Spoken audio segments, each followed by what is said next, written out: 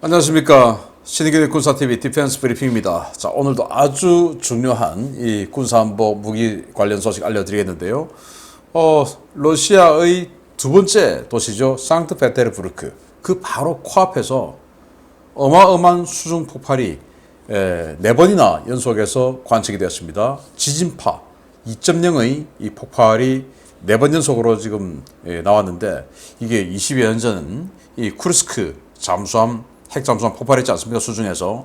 뭐 그런 사건인지 어떤 내용인지 한번 보겠고요. 자, 미군이 우크라이나 전쟁에 개입하려는 것일까요? 우크라이나 국경선에서 불과 5km 떨어진 곳까지 미군 101 공수사단 한기 여단을 지금 전투 배치, 훈련 배치가 아니다, 전투 배치다 하고 지금 들어갔습니다.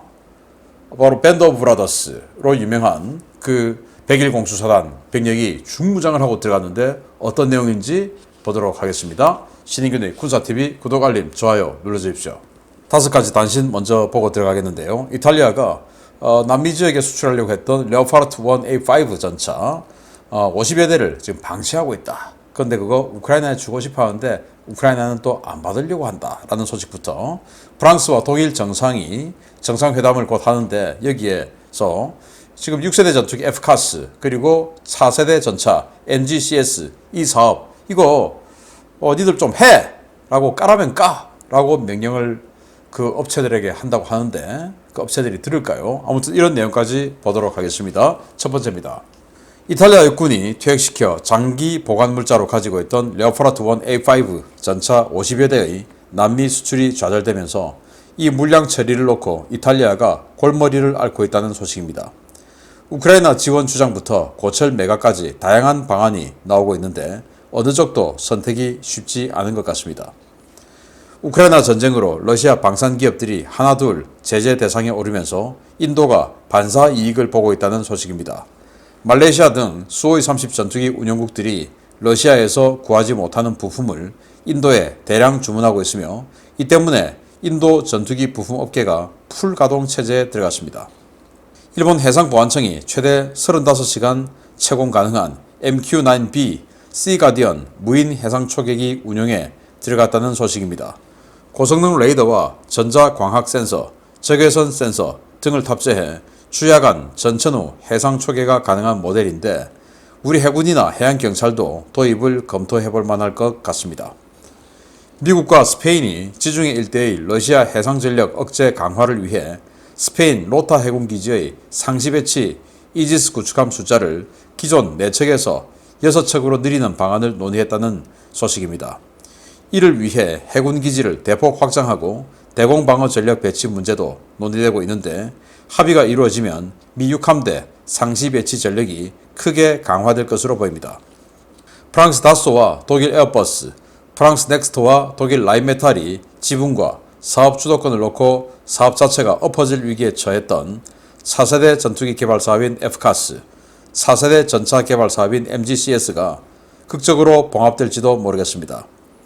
에마뉴엘 마크롱 프랑스 대통령과 올라프 숄츠 독일 총리가 이달 하순 정상회의에서 해당 안건을 논의하고 정부 직권으로 자국 업체들에게 사업 재개 압박을 가한다는 소식입니다.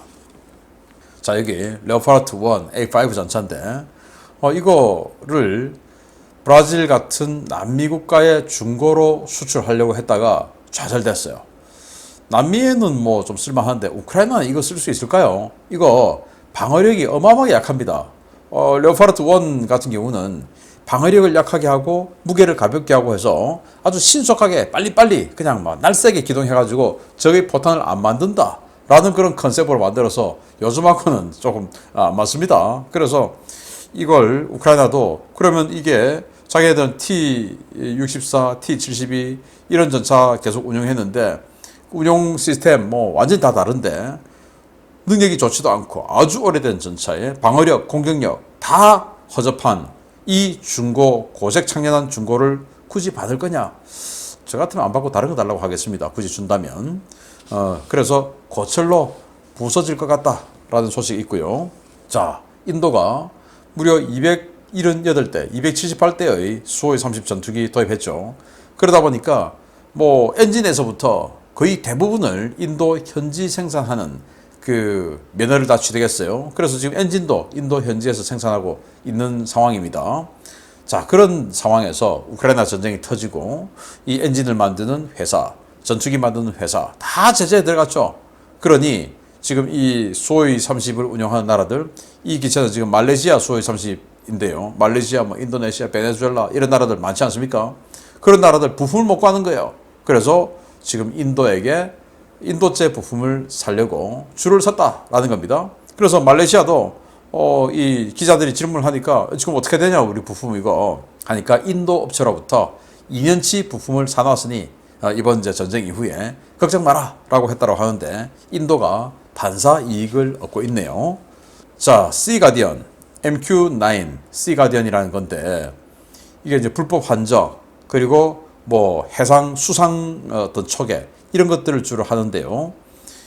이 30시간 이상을 채공하니까 굉장히 좋죠. 우리 한국의 P3 오라이언 같은 거 이런 거 이륙하면 8시간 만에 착륙해야 됩니다. 왜? 사람이 조종하니까 사람이 8시간 이상 조종하기 힘들죠. 그래서 착륙해야 돼요. 그런데 이건 뜨면 30시간 이상.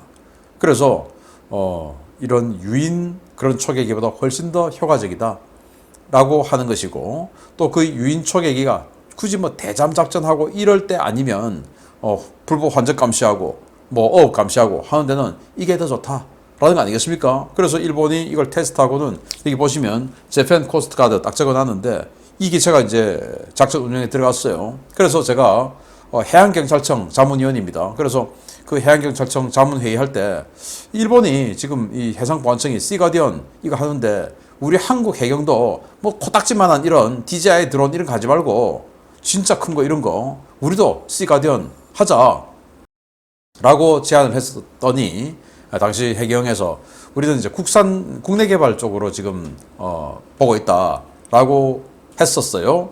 그래서 뭐 시가디언은 안 하는 것으로 됐는데 지금 카이에서 그 한국형 리퍼 그거 이제 맡아서 만들었는데 얼마 전에 테스트 했죠. 4대 만들어서 시제기 4대 만들어서 띄웠는데 4대 중에 3대가 추락해 버렸습니다. 그래서 이 작전 운영 평가 불합격 맞아 버렸어요. 참 안타까운데요. 아무튼 이 비행을 하는 게 중요하냐. 그래서 저는 우리 군도 그렇고 이 해경도 그렇고 이 비행기가 중요하냐. 정찰기는요. 이 정찰기 아닙니까? 정찰기는 비행기는 부수적인 거예요. 여기에 들어간 센서가 중요합니다. 얼마나 더 정밀하게, 얼마나 더 멀리 이 해상의 파도의 엄청난 이 클러터 이걸 다 제거하고 딱 정밀하게 확실하게 파악할 수 있냐. 이런 게 더 중요하죠. 그래서 우리 센서 능력은 이 미국에 비할 바가 아닙니다. 미국은 뭐 전 세계를 상대로 정찰을 해오던 나라니까 얼마나 그 정찰 능력이 뛰어나겠습니까? 그래서 비행기 우리 카이가 만들어야 돼. 라는데 오직 몰입을 해서 무조건 카이가 만들어야 돼. 이게 아니고 그럼 카이가 센서를 미국처럼 만들든지 비행기가 핵심이 아니다. 바로 센서다. 그래서 너무 카이 물량 밀어주기 위해서 모든 것을 카이 해서는 안 된다. 그래서 딱 서해에서 남해에서 동해에서 북한 불법 환적하는 거 잡으려고 하면 이런 거 우리도 있어야 된다라는 말씀을 드리고 싶고요. 미 6함대 지중해를 관장하는 6함대죠. 5함대는 중동을 담당하고 그리고 7함대는 우리 동아시아를 이 인도 태평양을 담당하죠. 자, 그런데 지중해 담당한 6함대 사령부는 이탈리아에 있어요. 그러나 이탈리아 쪽에 사령부가 있다고 해서 거기에 전력을 다 배치를 해놓으면 푸켓 쪽에 또는 발트해 쪽에 문제가 생기면 뭐 한참을 돌아가야 되죠.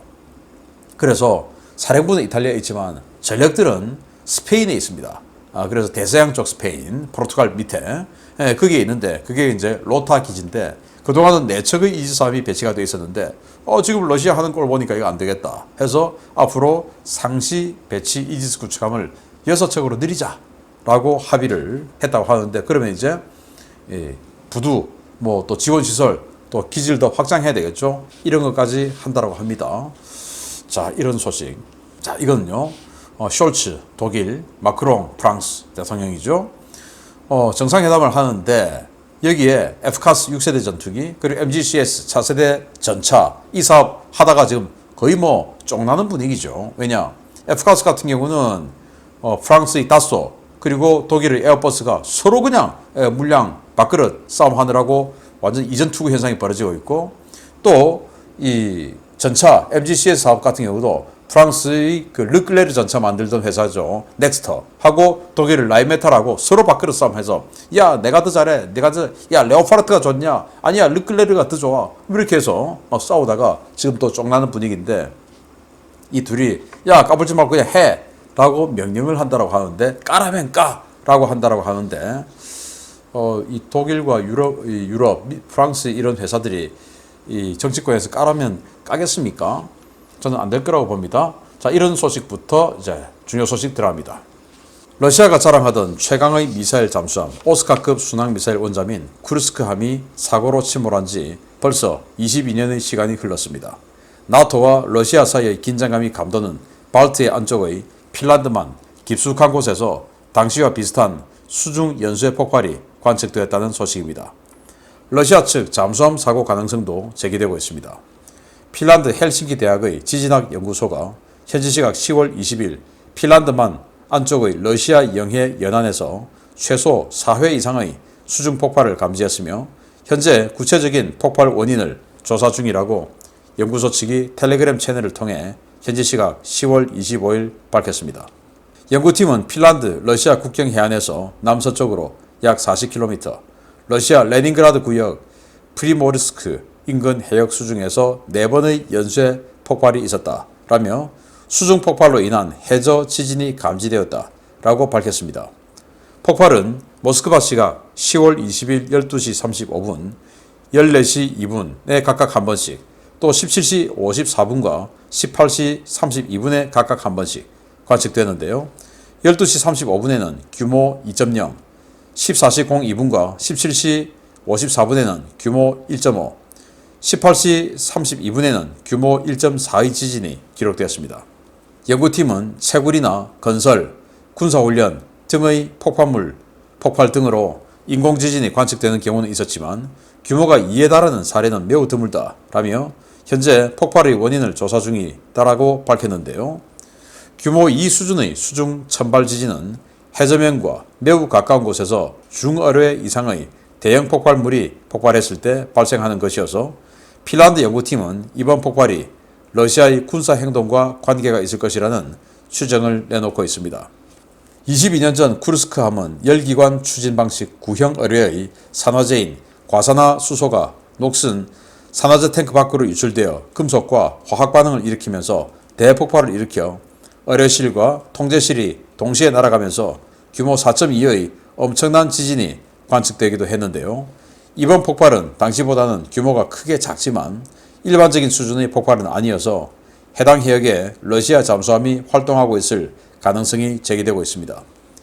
쿠르스크함 사고 당시에도 러시아 대통령은 블라디미르 푸틴이었고, 당시 푸틴은 노르웨이 당국의 구조 제안도 거부하면서 며칠 동안 사건을 은폐하다가 엄청난 비난을 받았었는데요.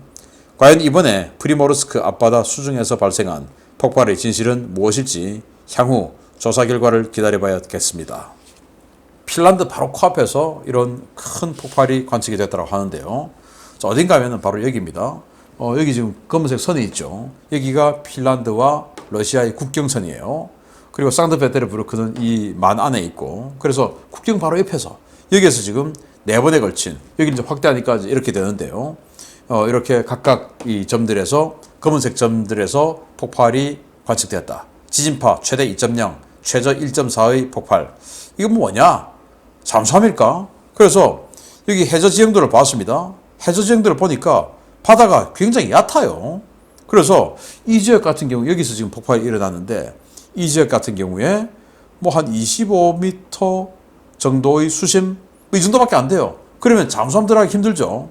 우리 그 서해 바로 연평도 근해 천안함 폭침이 일어났던 바로 그 지역, 크기에 무슨 수심이 그렇게 얕은데 뭐 미국 핵잠수함이 들어온다라는 그런 거짓말하는 사람들이 있었는데, 그거 안 되죠. 왜냐, 잠수함이 한 70m 정도 되면 핵잠수함이 이렇게 자망하고 부상하고 하려면 기울여야 되는데, 그러다 보면 땅에 닿아버립니다. 이렇게 70m, 80m 되는 잠수함이 이렇게 하면. 그래서 최소 한 100m 정도는 돼야 작전을 할 수가 있는데, 여기 100m 되는 바다는 여기 짙은 색깔 여기밖에 없어요. 그래서 이 핀란드만 안으로는 핵 잠수함은 들어오기 힘들다. 그러면 이제 소형 잠수정이나 뭐 이런 거 아닐까라는 생각을 하는데, 아무튼 여기에서 뭔가 군사적 움직임으로 보이는 폭발이 관측됐다라는 우려가 있고, 과거 쿠르스크 잠수함 폭발 때 그때 노르웨이가 제일 먼저 관측했고, 노르웨이가 구조선을, 잠수함 군한 구조선을 보냈죠. 우리가 구조해 줄게 라고 했는데 러시아 정부가 우리 그런 거 없어 하고는 구조를 거부했습니다. 그런데 나중에 이제 건지고 나서 보니까 그 아주 그 깊숙한 곳에 편지가 하나 발견됐어요. 어떤 장교가 이제 쓴 편지인데, 자기 부인에게 지금 이제 폭발은 났고 자기는 아직 안 죽었고, 그런데 점점 죽어가고 있는 상황, 구조는 없고, 그래서 이 실 같은 어둠 속에서 그냥 글을 쓴 겁니다. 사랑하는 올가, 부인이 올가인데, 사랑하는 올가, 나는 뭐 도저히 구조 받을 수 없을 것 같아요. 뭐 하면서 이제 편지를 적은 게 있는데, 그 편지하고 이렇게 딱 해보니까 폭발 시점부터 그 사람이 죽은 시점이 한 8시간 차이 나더라는 겁니다. 그래서 노르웨이 그 군함이 가서 구조했으면 살 수도 있었다라고 해서 당시 러시아 정부가 굉장히 비난을 많이 받았었는데, 이번도 그런 사고가 아니기를 바랍니다. 자, 이런 상황에서 미군이 우크라이나 쪽으로 한 개 예단을 보냈습니다. 그것도 굉장히 유명한 메이커 부대입니다. 보겠습니다. 미국이 최정예 공수사단을 우크라이나 국경에서 불과 3마일 떨어진 곳에 전투 배치 상태로 전개시킨 사실이 확인되었습니다. 최근 러시아의 카우프카 댐 폭파, 더티밤 사용 위협이 고조되고 있는 가운데 전격적으로 이루어진 것인데, 이번 작전 배치가 어떤 파장을 불러올지 주목됩니다. 미 육군의 시속 대형군이자 최정예 부대로 잘 알려진 101 공수사단 예하 여단 전투단이 완편 상태로 우크라이나 국경선 3마일 밖에 전진 배치되었다고 복수의 루마니아 매체들이 현지 시각 10월 25일 보도했습니다. 루마니아 매체들은 스크리밍 이글이라는 별명을 가진 미 육군 101 공수사단이 제2차 세계대전 이후 처음으로 유럽에 배치되어 러시아가 점령한 크림반도와 가까운 곳에서 실탄 훈련을 하고 있다 라며, 이들은 유사시 언제든 우크라이나에 즉각 투입될 수 있는 완전한 준비태세를 갖추고 있다 라고 전했습니다. 이와 관련해 제101 공수사단 부사단장 존 루바스 준장은 워싱턴 이그제미 마이너와의 인터뷰에서 이번 전개는 훈련 배치가 아니라 국경 너머 상황이 어떻게 확대되느냐에 따라 오늘 밤에라도 당장 투입되어 싸울 수 있는 전투 배치라며, 이번 병력 배치가 우크라이나 비상사태에 대비한 것임을 분명히 했습니다. 루마니아에 배치된 101 공수사단 병력은 제2여단 전투단인데요. 공수경보병 부대인 이들은 유사시 수송기와 헬기를 이용해 작전 지역에 신속하게 투입될 수 있는 4,700여 명의 병력으로 구성되어 있습니다. 루마니아 정부는 101 사단이 정확히 어느 지역에 배치됐는지는 공개하지 않았지만, 현재 격전지인 헤르손에서 300km 떨어진 루마니아 동부 해안 지역의 나토 전진기지에 배치됐다고 강조했는데요. 이는 유사시 101 사단 병력이 늦어도 2시간 이내에는 우크라이나 남부 전선에 투입될 수 있다는 것을 의미하는 것입니다. 미국의 이번 101 사단 전진 배치는 러시아의 카우프카 댐 폭파로 인한 대규모 재해 발생이나 더티밤 사용으로 인한 민간인 피해 확대 등 만일의 사태에 대비한 것으로 풀이되는데요. 미군 최정예 부대의 전선 인근 배치로 당분간 러시아가 상당히 골치 아플 것 같습니다. 자, 101 사단, 여러분 밴드 오브 브라더스 다 보셨죠? 정말 명작 중의 명작, 이 전쟁 영화인데요. 드라마죠. 그 주인공이 바로 101 사단. 그리고 잘 아시는, 또 여러분들 많이 보셨던 영화 라이언 일병 구하기, 거기에서 그 라이언 일병이 101 사단, 그리고 라이언 일병을 구하러 가던 그 톰 행스, 그 부대는 82 공수사단이에요.